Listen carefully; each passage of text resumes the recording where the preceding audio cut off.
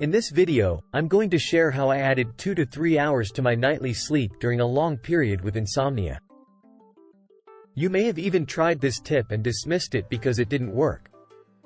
Be sure to watch until the end because I explain why it often backfires with insomnia.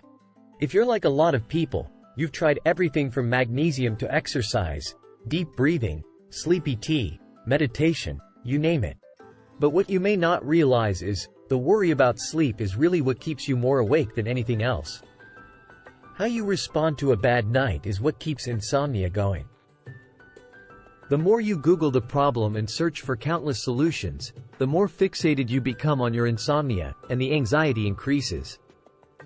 It's a very vicious cycle. So the original insomnia reason may have dissipated, but the worry and anxiety about poor sleep is now the main reason you don't sleep well. The biggest mistake most new insomniacs make is staying in bed too long when sleep doesn't come. You should never lie there longer than 30 minutes, unless you can find a way to occupy your mind without worrying.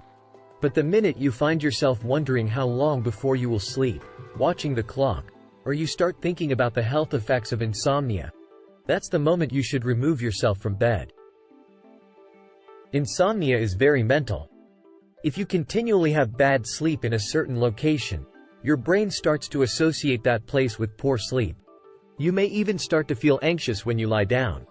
That's because your brain remembers the pattern and feels that this place is no longer safe. As soon as you get anxious, cortisol and adrenaline wake you up even further, which causes more thoughts and worries about sleep. So the cycle continues night after night.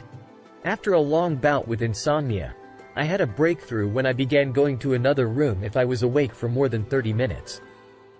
If you've tried getting up and it didn't work, I'll explain why it backfires in a bit. Worried about blue light from screens? Watching TV is usually fine as long as you are at least 10 feet away from the screen. The act of getting up removed the anxious pattern that had been created night after night in my bedroom. You must break that mental association. So I'd often fall asleep on the couch, then I'd wake up and go back to my room to finish sleeping. My brain now formed a new habit. Doing this added 2 to 3 hours to my sleep each night, and I eventually stopped needing to get up. If I'd wake up, it would be for a shorter time. If you find that getting up and going to another room doesn't work, it's probably because you aren't fully engaging in the activity. You may still be too worried about how awake you feel. Again, that's anxiety. The key is to find something that engages your mind. If you are still focusing on how little sleep you might get, anything you try won't work, and the anxiety or worry will continue to win. You have to be fully present with the activity, and not be thinking about sleep. That's the key. The more you worry about sleep, the more anxious you become. Just remember, the anxiety about not sleeping well is often stronger than any other reason you're having poor sleep. Once I realized that anxiety about sleep was my bigger problem, I was able to stop troubleshooting my sleep. I had to constantly remind myself that this is just a temporary period and my body knows how to sleep.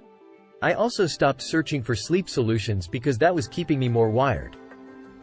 None of those solutions worked because it was really anxiety. Once I removed my obsession about my sleep and just let each night unfold, the anxiety lessened and I slept better.